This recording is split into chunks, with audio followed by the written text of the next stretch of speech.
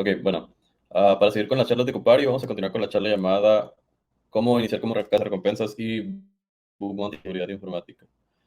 Solo les pido un favor, si surgen dudas o comentarios durante la charla, vayan dejándolos en los comentarios y al final habrá una sesión de preguntas y respuestas. Ok, bueno, antes de iniciar, un poquito acerca de mí. Mi nombre es Omar Espino, alias OM Espino. Por las mañanas soy Security and DevOps Manager en una compañía que se llama Strax, aquí en México. Mi background es que soy un Unix lover, uso todo lo que tiene que ver con Unix y Linux. Anteriormente era backend y mobile developer. Por las noches soy investigador de seguridad informática independiente y también soy bug bounty hunter. Mi Twitter es @omespino y mi blog personal es igual, omespino.com. En inglés, la mayoría de las cosas que he publicado son en inglés, pero estoy comenzando a publicar en español. Entonces, en español es omespino.com/es. Voy a estar traduciendo básicamente todo el contenido que tengo a español.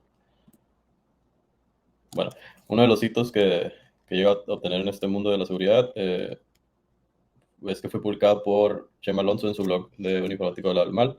Hace unos años subí un video a YouTube de cómo correr Foca en Mac OS y Chema Alonso lo vio y dedicó una columna en su blog acerca de cómo instalar. Puso mi video, que citó y todo.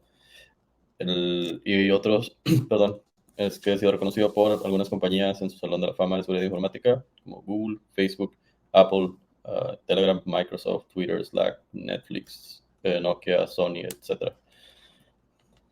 Muy bien. La agenda de esta plática es, primero, introducción, que es un programa de recompensas de fallos. Después, las motivaciones, por qué convertirse en un cazarrecompensas. Luego, los mejores programas de recompensas, en mi opinión personal. Después pasaríamos a unas pruebas de concepto, de cómo un solo fallo se pudo replicar en varias compañías. Unas menciones especiales de reportes que creo que valen la pena ser mencionados porque son sobresalientes. Unas recomendaciones también de mi opinión personal y la sesión de preguntas y respuestas. Muy bien. Antes que nada, el material que está expuesto en esta presentación es con fines educativos y ni Ecopari, ni ningún miembro de su staff, ni yo no somos responsables del uso que se le pueda dar a esta información. Muy bien. ¿Qué es un programa de recompensas? Básicamente, un programa de recompensas de fallos es cuando un individuo o una organización deciden crear un proyecto eh, que va, que va a ser para, o sea, que va a estar enfocado en reforzar su seguridad como empresa, ¿no? Para un producto, para múltiples productos. Básicamente es un proyecto en el que a las personas se les invita a hacer pruebas activas de seguridad en N cantidad de recursos de X persona u organización. La motivación, ¿por qué ser un bug bounty hunter? Este también es algo personal. Para mí siempre ha estado esta aura de reto, eh, de introducir, o sea, hacer intromisiones en sistemas informáticos en los que no deberías, encontrar huecos de seguridad en los servidores de grandes empresas. Es algo que se me hace como que muy pocas personas en el mundo son capaces de realizar y por eso me parece muy atractivo porque lo siento como un reto real. Al mismo tiempo, todo eso me parece muy divertido, digamos, es como el desafío, pero ese desafío también me parece súper divertido. Es como un rompecabezas o un acertijo que yo sé que se puede solucionar, pero que solamente no he encontrado la forma aún. Entonces, es algo como que muy, muy, muy emocionante. Y además las ganancias. Hay bastante dinero, el dinero es un bono muy, muy, muy bueno, pero en mi caso principalmente es el reto y la diversión. Ok, bueno, si ya sabemos entonces qué es un programa de recompensas y por qué quisiéramos ser un Bug Bounty Hunter, valdría la pena mencionar cuáles son los mejores programas de recompensas, en mi opinión. Como repito, es mi opinión personal. Existen, así muy grandes rasgos, dos tipos de programas, los que son autónomos y los que no son autónomos. Los autónomos son los que se administran por la misma compañía que crea el programa y los no autónomos son empresas que acuden a servicios de otra empresa para gestionar todo su programa de recompensas. En el caso de los no autónomos, el principal es HackerOne. HackerOne ayuda a las empresas a manejar sus programas de recompensas y, como podemos ver, tiene algunos jugadores bastante grandes como Twitter, Uber, Starbucks, Spotify, Nintendo, Snapchat, Airbnb, hasta el Departamento de Justicia de Estados Unidos tiene su programa de recompensas con HackerOne. HackerOne les ayuda a administrarlo. Perdón. Algo interesante es que en este programa de recompensas de Pornhub nunca he encontrado nada, no sé por qué, siempre termino distraído. pero hasta Pornhub tiene programa de recompensas y puedes llegar a ganar hasta $25,000 si encuentras un fallo en Pornhub. Existe un análogo de HackerOne que se llama Bookroad. Bookroad también ayuda a otras empresas a tener sus programas de recompensas y en el caso de Bookroad hay también grandes compañías con ellos, entre ellas Netflix, Tesla, Mastercard, Pinterest y creo que recientemente se agregó SpaceX también a Bookroad. En ambos casos, no, ellos ayudan a las compañías, pues las compañías no tienen su propio programa, lo tienen a través de estas compañías. Existe otra empresa que se llama Integrity, que es muy similar, pero esta es europea, las dos anteriores son de América. Y la diferencia entre Integrity, HackerOne y Bookroad es que Integrity, además de tener empresas privadas, también tiene muchos proyectos de open source que el gobierno financia para que estén más seguros. Por ejemplo, 7zip, Drupal, Apache Tomcat, glib. O sea, todas esas librerías o frameworks open source, el gobierno paga activamente o tiene su programa de recompensas financiado por el gobierno para que esos recursos que se utilizan por la comunidad sean más seguros. Pero bueno, esos eran en cuanto a los no autónomos. Los autónomos, uno de los más populares actualmente es el de Google. Google tiene su propio programa de recompensas y es operado por empleados de Google. Existe también Facebook, el de Facebook se llama White Hat Program. Ellos también operan su programa de recompensas por empleados de Facebook. Ellos mismos hacen todo, o sea, en ambos casos, tú reportas el fallo directamente con Facebook y empleados de Facebook son los que revisan tu reporte, los que le dan seguimiento e incluso hasta los que pagan en dado caso que sea válido tu fallo. Y es el caso de Microsoft también. O sea, todos estos, Microsoft, Google y Facebook, ellos operan su propio programa. Si se dan cuenta, hay un patrón común que entre más grande sea la compañía, es más probable que la compañía se encargue de su propia seguridad, como que le dan mucho más importancia. Incluso Apple también acaba de abrir su programa de recompensas hace un año, creo, año y medio. Entonces son compañías de las top, los que tienen su propio programa de recompensa que no necesitan acudir a un tercero para desarrollar el proyecto o darle seguimiento. Lo hacen ellos en su casa, por decirlo así. Ok, bueno, entonces ya sabemos qué es un programa, por qué quisiéramos ser un cazarrecompensas y cuáles son los mejores programas que están actualmente disponibles, en mi opinión. Eh, Ahora vamos a tornarnos a una prueba de concepto. Es un fallo que se aplicó o sea, un solo fallo que se pudo replicar en varias compañías. Pero antes me gustaría platicar un poquito de la historia de por qué me convertí en Bug Bounty Hunter. Yo al principio no sabía ni siquiera que existía este mundo. Y un día leí una noticia de una persona que había podido hackear los servidores de Facebook con un documento de Word y que le habían pagado dinero. No decía cuánto, pero así era la noticia, ¿no? Que joven hackea servidores de Facebook con un archivo Word. Y en ese momento, no sé, como que se me voló la cabeza y dije, a ver cómo. Y empecé a investigar y me di cuenta que Facebook tenía un salón de la fama. De cada persona que encontrara un fallo de seguridad válido en Facebook iba a estar listado en el salón de la fama de seguridad de Facebook, ¿no? Entonces se convirtió como una especie de obsesión y yo pensé, no sé qué voy a hacer ni cuánto me voy a tardar, pero yo quiero estar en ese salón de la fama. O sea, yo quiero que mi nombre esté ahí. Entonces me puse a investigar, o sea, me puse a investigar en internet, a buscar blog posts que tuvieran que ver con fallos de seguridad de Facebook y para mi sorpresa encontré muchísimos. Eh, Hice una hoja de Excel y empecé a llenar esa hoja con todos los que había encontrado. O sea, un renglón por link de fallo de Facebook válido que había encontrado. Y al final me quedé con una hoja de unos 500 renglones. O sea, eran demasiados, ¿no? Entonces dije, wow. O sea, además de que, digamos, es posible, hay gente que comparte su conocimiento de manera gratuita y está accesible en Internet y lo único que tendría que hacer entre teoría es leer, o sea, leer todos esos, ¿no? Era demasiado, pero como les comento, yo dije, no me importa el tiempo. O sea, mi meta estaba segura de que quería estar en el Salón de la Fama, pero no me importaba cuánto tiempo iba a tomar. Y me agarré leyendo, ¿no? Entonces, uno de los primeros fallos que encontré fue en WhatsApp. Yo voy atornando la prueba de concepto. Como todos sabemos, Facebook compró WhatsApp hace unos años. Entonces, dentro del programa de recompensas, WhatsApp está incluido en el alcance del programa de Facebook. Igual que Instagram, igual que Oculus Rift y algunas otras compañías que ha adquirido Facebook, estos pertenecen al programa de recompensa de Facebook. Entonces, si encuentras un fallo en estas plataformas, puedes reportarlo directo a Facebook. Pero bueno, entonces, les comenté, estaba obsesionado con Facebook, quería ver qué más podía hacer, me estuve leyendo y leyendo. Y otra cosa que les había comentado es que era backend y mobile developer antes, hace tiempo. Entonces, en ese momento, hay una expresión aquí en México que decimos que se hace lo que se puede con lo que se tiene. Entonces, siempre pienso en esa frase en esa vez pensé como, ¿qué tengo yo? Pues? O sea, quiero hacer esto, ¿qué tengo? Y ahí dije, bueno, tengo toda esta lista de publicaciones, que son muchas, que las puedo leer, y además pues fui developer de móvil antes, o sea, fui desarrollador móvil, que bueno, por lo menos tengo la experiencia de haber desarrollado aplicaciones móviles, y curiosamente pasó algo que fue lo que detonó todo esto. A mí, honestamente, yo nunca he sido muy fanático de iOS o de los iPhones. Regularmente las personas que están en seguridad tienden a usar Android, no es el caso total. Ahora, pues el Android regularmente te permite modificarlo, meter un shell, incluso lo puedes utilizar como webcam. O sea, tiene muchas cosas como un poco más flexibles y eso me agrada bastante. Eh, pero había algo particular que me molestaba mucho del iPhone, que era que no podía descargar archivos. En este momento, ahorita ya existe una aplicación que se llama Files, que digamos que es tipo como el Google Drive que está conectado a iCloud. Entonces no existía. Entonces, cada vez que alguien mandaba un archivo que no fuera foto, en cualquier aplicación de iOS, no se podía descargar y se cargaba como en una especie de WebView. O sea, sí se descargaba realmente, ¿no? Estaba como cacheado, pero se renderizaba en una especie de un navegador como primitivo, pues, o muy simple, sin la URL, sin el icono de refrescar, pero era un navegador, pues un WebView, que era algo que yo había visto y que había utilizado cuando era desarrollador móvil.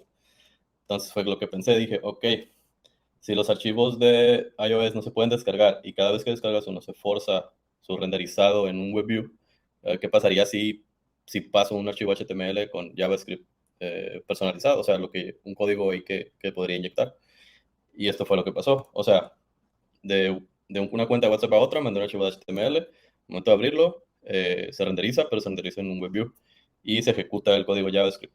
Algo interesante es que no se ejecutó el alertbox, que es lo más común que la gente hace cuando inyecta JavaScript con la técnica esta de cross-site scripting, pero empecé a calar funciones y la de document write, que es para escribir, digamos, dentro de la página del documento, funcionó.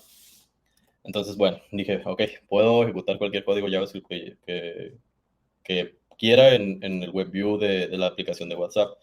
Algo súper interesante y a la vez súper simple porque, como ya sabemos, estos ataques de JavaScript, de cross-site scripting, es como lo más común y lo más simple y lo más sonado en cuanto empiezas a ver técnicas de hacking. Y es interesante cómo en la web, o sea, me refiero a páginas web, está súper concientizado la mitigación de ese tipo de fallos. A lo que me refiero es que, por ejemplo, hay firewalls, hay, digamos, filtros que limpian el input del user, incluso te quitan las etiquetas, las llaves de etiquetas de HTML. Hay mucha conciencia que no te permite, o sea, tanta conciencia de que no se te permite ejecutar JavaScript así ahí se va en cualquier página en lo que es web. Pero en este caso en móvil, nunca nadie había pensado de esa parte que se puede aplicar a móvil. Entonces, lo primero que hice fue, ok, soy un navegador dummy que puedo acceder, algo que podía acceder a la fecha, a la localización del documento. Esa era la ruta local de donde estaba el archivo que se estaba cargando. Y también iteré un objeto del navegador que se llama Navigator. Este objeto contiene varias propiedades, entre ellas la localización, digamos la localización exacta del cliente, o sea, el web view, que en este caso es dentro de la aplicación de WhatsApp. Tiene la versión del teléfono, el modelo del teléfono, el lenguaje del sistema o de la aplicación, entre otras muchas cosas, ¿no? Entonces, básicamente dije, ok, puedo ejecutar JavaScript, el que sea, entonces voy a cargar la fecha y todo lo que contiene el objeto de Navigator y me lo voy a mandar a mi servidor. Entonces, básicamente, súper simple. O sea, puse en escucha un netcat en X puerto en mi computadora y al momento que la persona abría el HTML me mandaba toda la información de esa persona, ¿no? Desde la IP de la persona, la fecha en la que había abierto el documento con hora. Eso es importante mencionar porque parte de mi argumento de por qué no debería pasar esto es que WhatsApp tiene la función de que no aparezca cuando tú leíste el mensaje de la persona. Entonces, independientemente que la persona tuviera encendida esa opción de que no querían que viera ese mensaje, cuando leía el mensaje de la persona, pues con abrir este documento tú podías acceder a la fecha y a la hora exacta de cuando había abierto el documento. Si tenía activada la geolocalización en la aplicación de WhatsApp, también podías acceder a la localización exacta de la persona. Por ejemplo, qué teléfono tenía, en este caso era un iPhone, qué sistema operativo del iPhone, qué modelo del iPhone es. O sea, ciertas cosas que sí se empezaron así como, que a mi personal punto de vista pues sí son delicadas, e incluso el lenguaje de la persona. Ok, Entonces, ¿qué pasó? Como les comentaba, es un mismo fallo, ¿no? Y en ese entonces estaba la aplicación de Telegram. Telegram básicamente era el WhatsApp azul. O sea, era lo mismo que WhatsApp. Entonces dije, ok, si funciona en WhatsApp, lo voy a mandar también a Telegram. Y pasa algo muy curioso. En Telegram, las personas de Telegram me dijeron, va, sí, sí es un fallo y sí nos interesa solucionarlo y muchas gracias por mandarlo. Y fue hasta cierto punto más cliché, ¿no? Porque Telegram sabemos que está enfocado mucho en la seguridad. Y recuerdo que fue mi primer pago en Bitcoin de un fallo. O sea, fue el primer pago de un fallo en Bitcoin y ellos incluso fue como que no, no necesitamos ninguna información tuya, tenemos que ser lo más anónimo posible y te vamos a pagar en Bitcoin. Y ya, fue como un cliché medio gracioso ahí. Y WhatsApp, o sea, Facebook dijo que no les parecía un fallo relevante. Es súper interesante porque hay que tomar en cuenta el contexto. Como les comentaba, en ese entonces la aplicación era básicamente un clon. O sea, las dos eran iguales. Sin embargo, Telegram es una aplicación que está enfocada a la seguridad y WhatsApp no. O sea, incluso la respuesta de Facebook fue como que, ¿cuál es la diferencia de que yo te mando un link y que haga lo mismo? De sacarte el lenguaje y el navigator y todas esas cosas, ¿no? Para mí la diferencia pues es que está embedido en la aplicación. O sea, tú pensabas que era algo de WhatsApp dentro de WhatsApp. Eh, pero ellos sí fueron como que, no, pues es que las personas comparten sus cosas de todos modos. O sea, en Facebook y WhatsApp o cualquier producto de Facebook, las personas suelen compartir información de más, de su persona, pues y de su privacidad. Entonces para ellos fue como que no, no tiene caso. Entonces, muy interesante cómo dos empresas, un producto que es casi igual, pero cómo lo tomó cada uno. Y todo por un WebView. Les comento que es un browser como Dummy, que no sanitizaba JavaScript, o sea, que no tenía ninguna especie de filtro y que podías correr pues, cualquier código que tú quisieras. Ok, entonces dije, bueno, funcionó en Telegram y funcionó en WhatsApp. Me puse a pensar, ni ninguna aplicación descarga los archivos de HTML, por ejemplo, ¿no? Pero sí los descarga y los forza a renderizarse, al fin y al cabo, aunque sean cacheados. Entonces dije, bueno, podría buscar en Dropbox, porque Dropbox es para compartir archivos, ¿no? Entonces, lo que pasó es que en Dropbox ya me quise poner un poquito más, quise subir un poco de tono, o sea, un poco de nivel, porque la respuesta de WhatsApp pues fue como que pues es casi eso que no, o sea, no me importa que puedas hacer eso, el fingerprint, etcétera. Entonces, con Dropbox pasó algo que quise como escalarlo, por decirlo así. Fue la misma lógica, es un HTML con JavaScript que yo le agregué y lo mandé de cualquier cuenta de Dropbox a una cuenta de Dropbox que tuviera el acceso al cliente de iOS para Dropbox, o sea, la aplicación de Dropbox, ¿no? Como les comentaba, me quise subir un poquito más de tono y lo que hice fue, primero hice como un for para simular una shell de JavaScript. Digamos, yo le podía agregar cualquier código JavaScript a esta shell. Y por el otro lado estaba la aplicación de Dropbox, que abrió el HTML malicioso. Entonces, una vez que estaba abierto el HTML, iba a estar persistentemente conectándose a mi shell y yo le podía inyectar cualquier código y lo iba a renderizar. Por ejemplo, aquí un alert. Si se dan cuenta, pues ya no solo es el fingerprinting, ya hay una interacción directa en la aplicación. O sea, simulaba ser un mensaje de la misma aplicación en sí. O sea, aquí tiene la leyenda de Dropbox.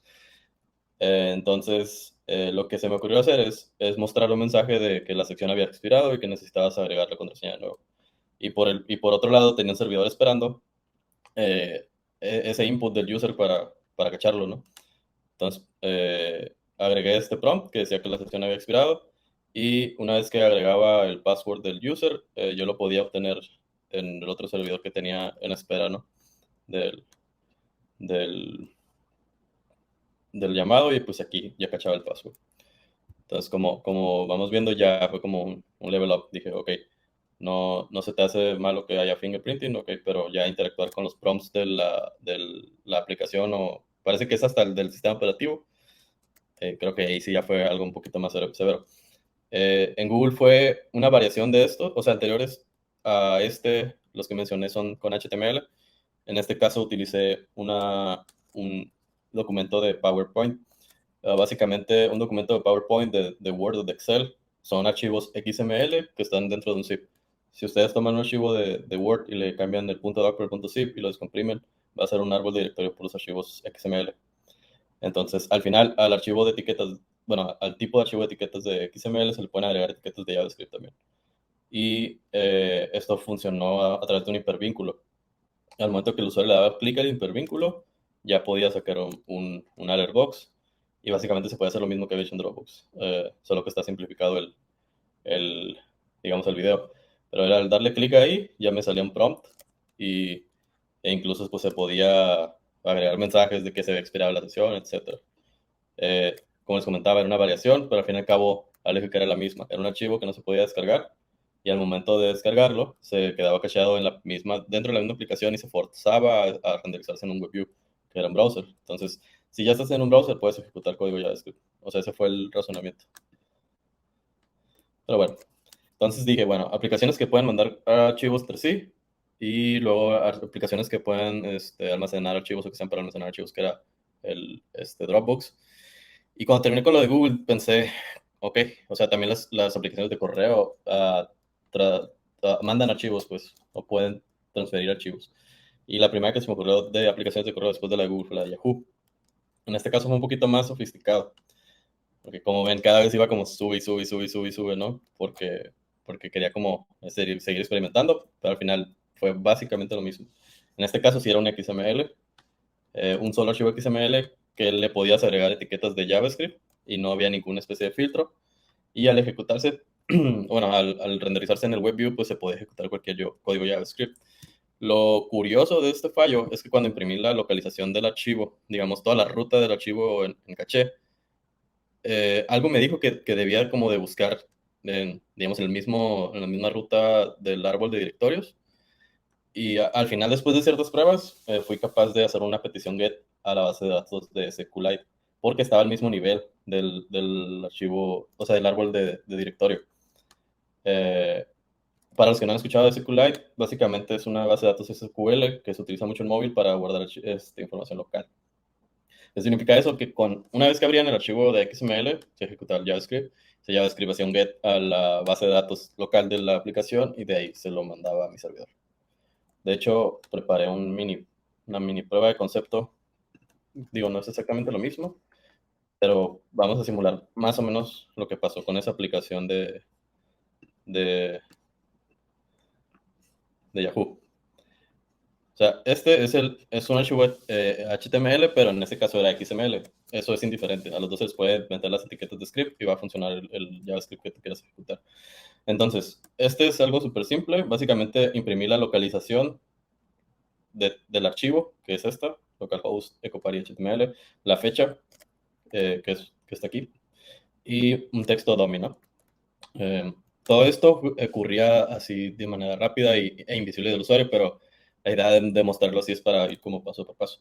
Entonces, digamos, el usuario ya abrió el archivo, se ejecutó este JavaScript y aquí en este folder podríamos simular la ruta bueno, el árbol de directorios dentro de la aplicación de iOS. Entonces, como podemos ver aquí, está un archivo txt, que es una lista de correos, que le puse SQLite TV para simular la base de datos de SQLite, pero los dos están al mismo nivel, pues. O sea, si yo escribo aquí SQLite db.txt, me va a salir el archivo porque es diagonal a partir del index del root, ¿no? Entonces, la idea fue súper simple. Era básicamente inyectar este código.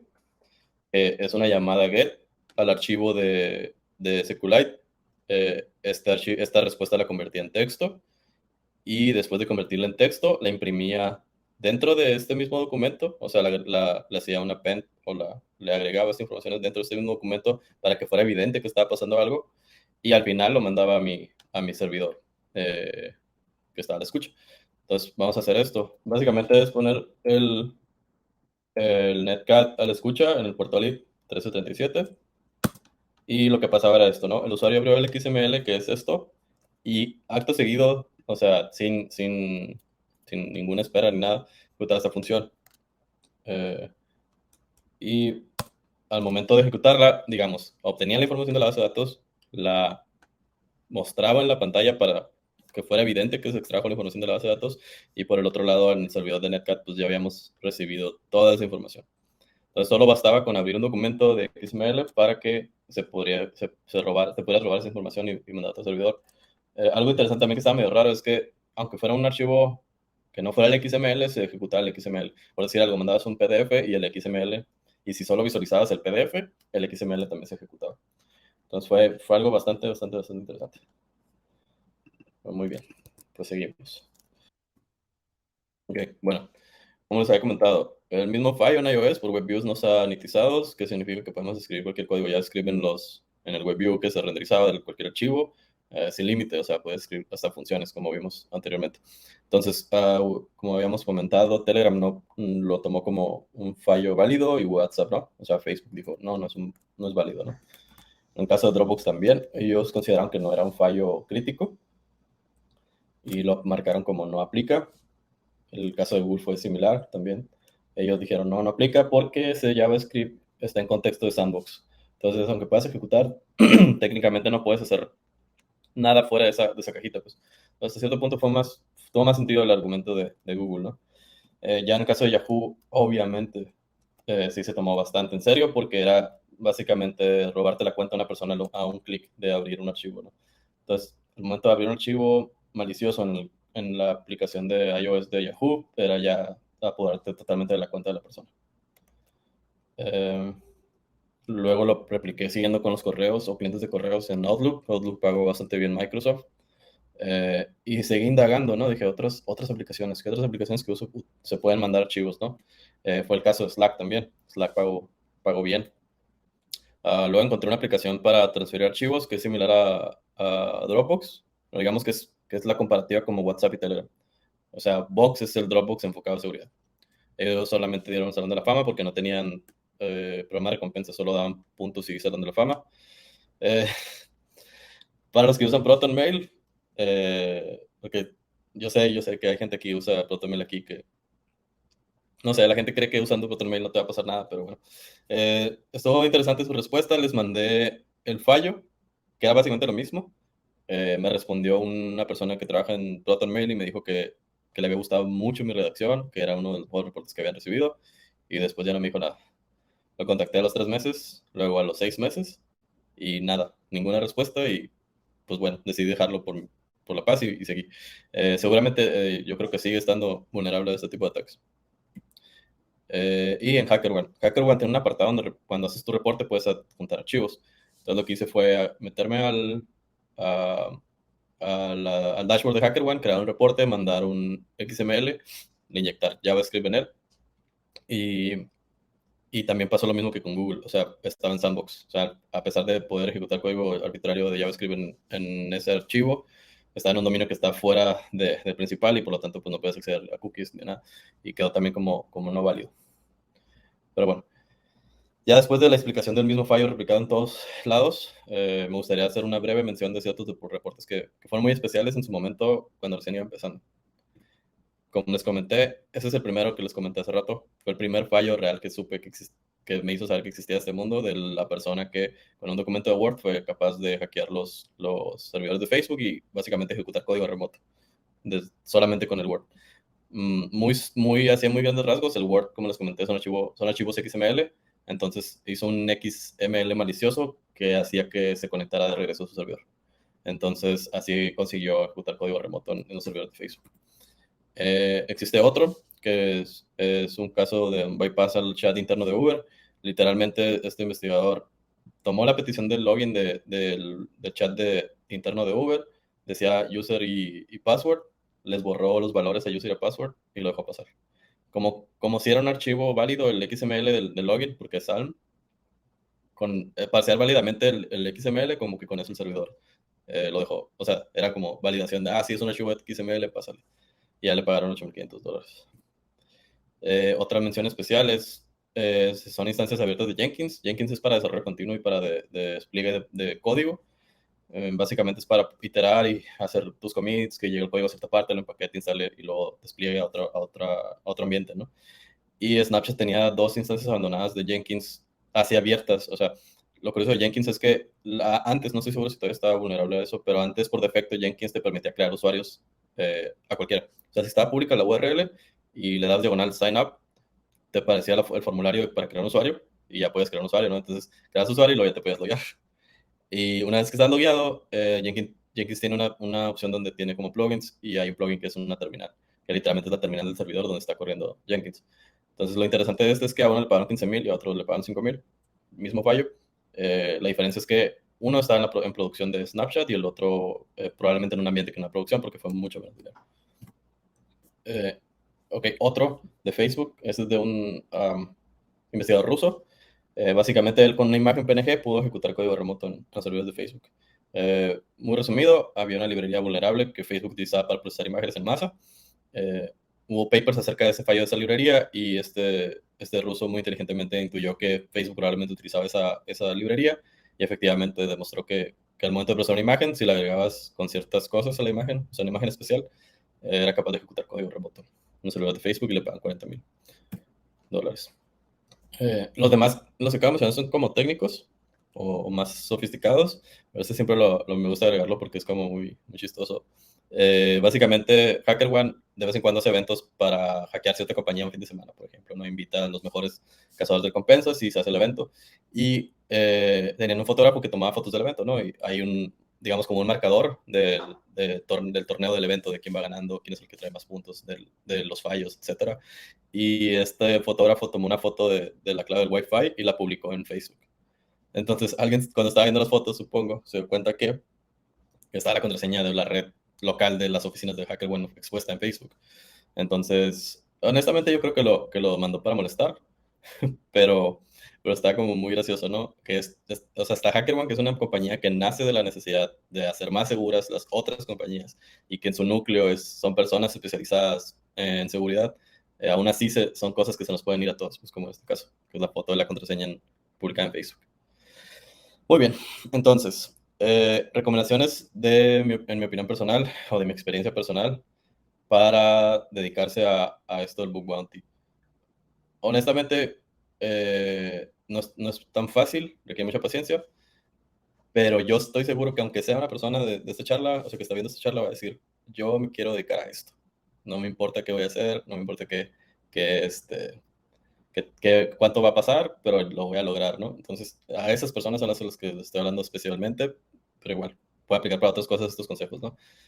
Pero lo primero, no hay que apurarse y hay que tomarnos nuestro tiempo. Esto no es de un día para otro, o no es una actividad que dices, ok, un mes, me voy a dedicar a esto y ya voy a empezar a ver resultados extraordinarios. Puede que haya ciertos casos de personas muy talentosas, que no lo dudo, pero para el resto de los mortales la verdad es muy complicado.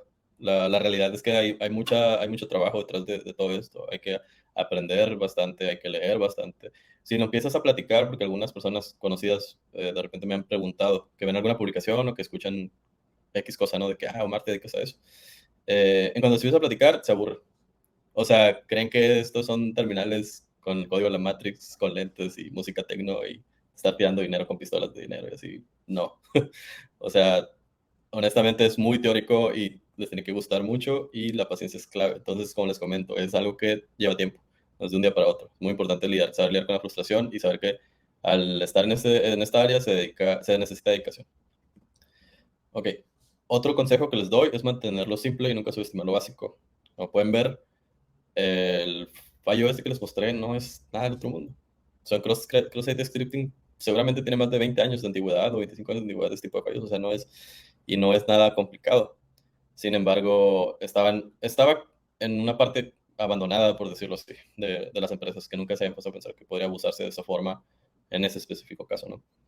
Hay un fallo que no mencioné, pero, por ejemplo, Netflix, les encontré unos switches que están expuestos a internet de la red de sus edificios, o sea, de la red interna de Netflix, y están expuestos a internet y las contraseñas eran las que eran por defecto del fabricante.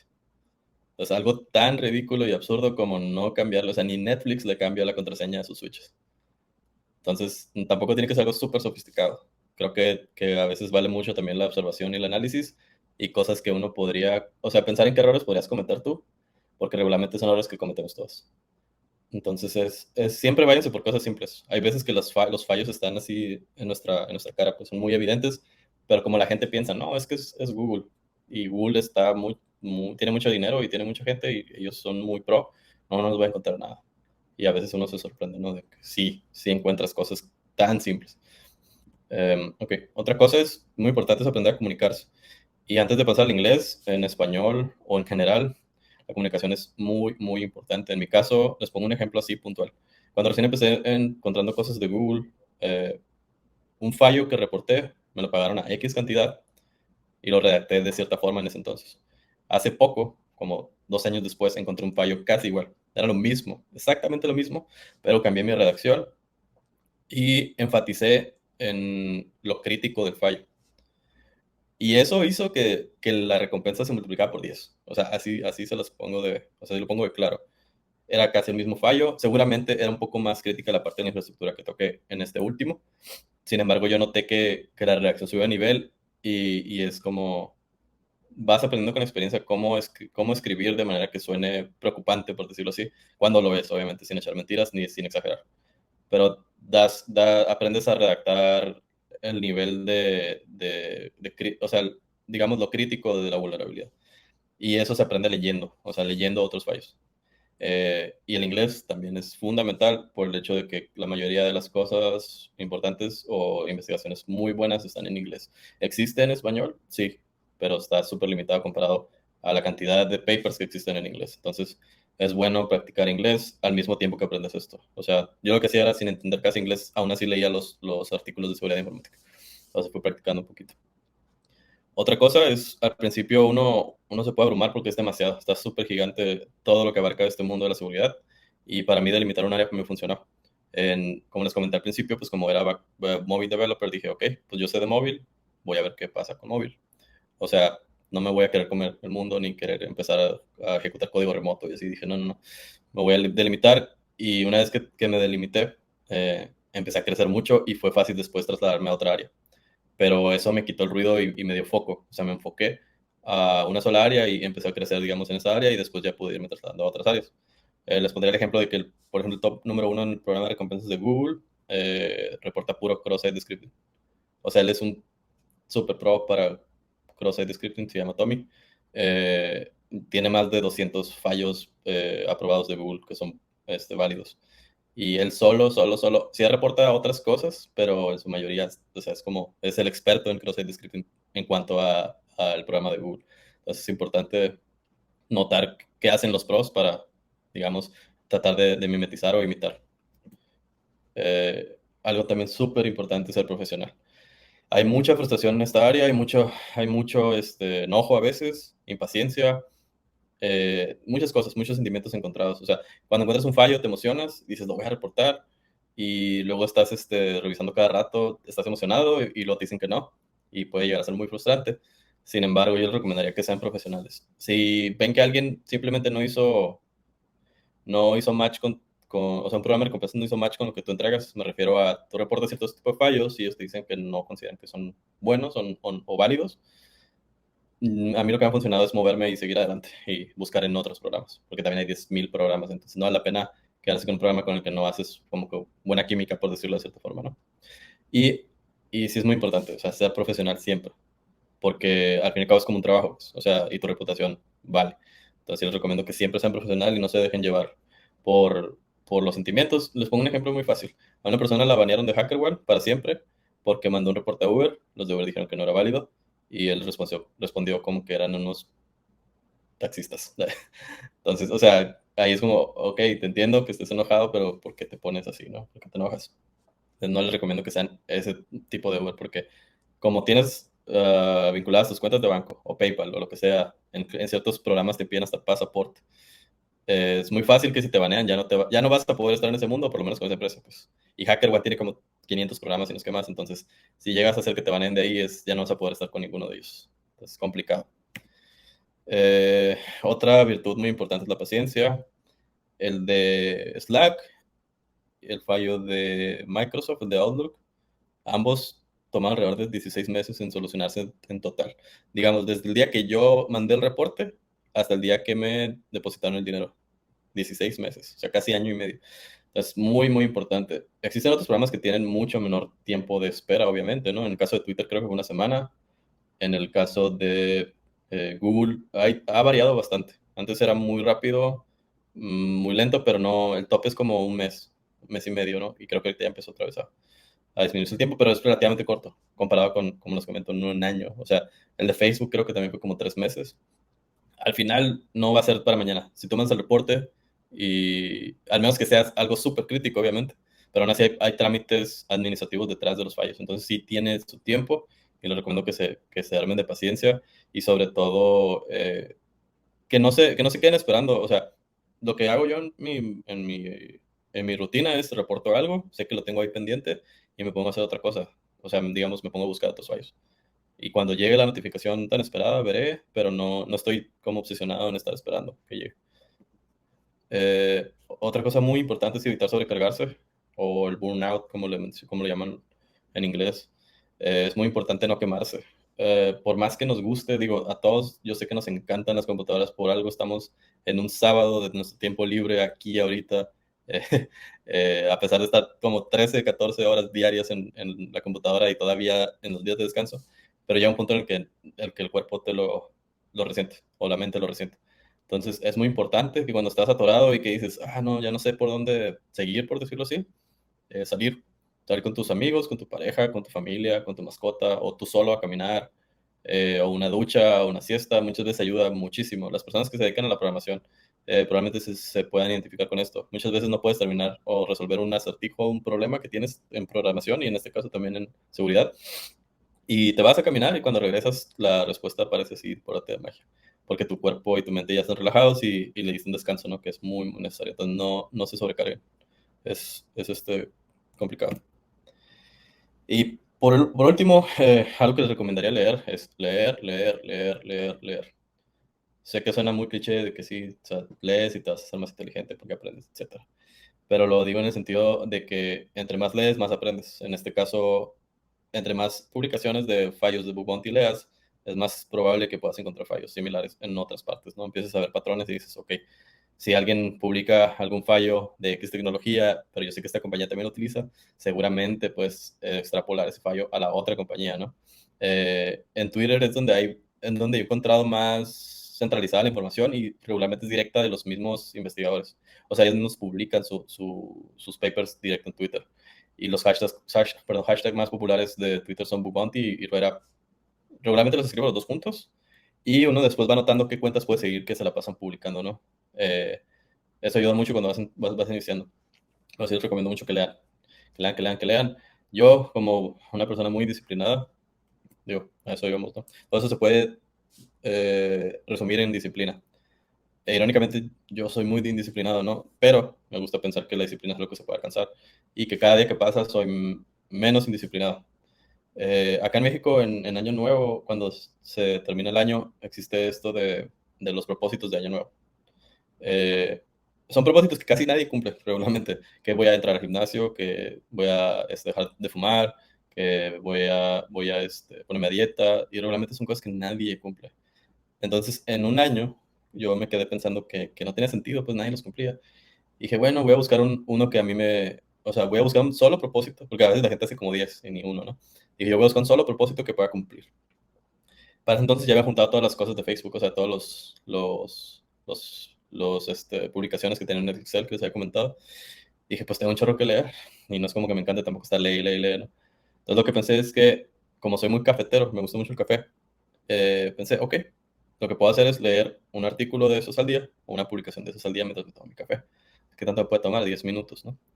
Y fue algo súper, súper sorprendente. O sea, cambiar ese pequeño hábito, les, les pongo el ejemplo. Eso fue del año 2015 a 2016, en 31 de diciembre, ¿no? De 2015.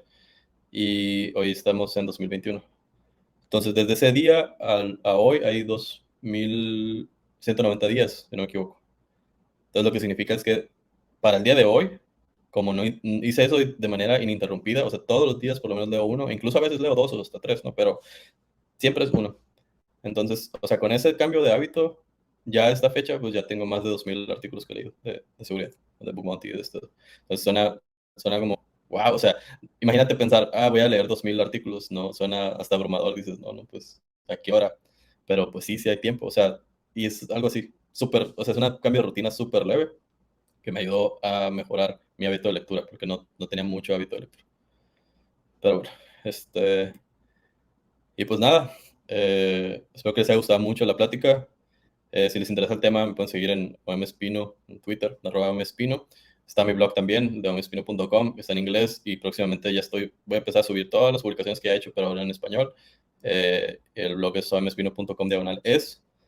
Y pues nada, creo que pasamos a a la parte de preguntas y respuestas y pues muchas gracias.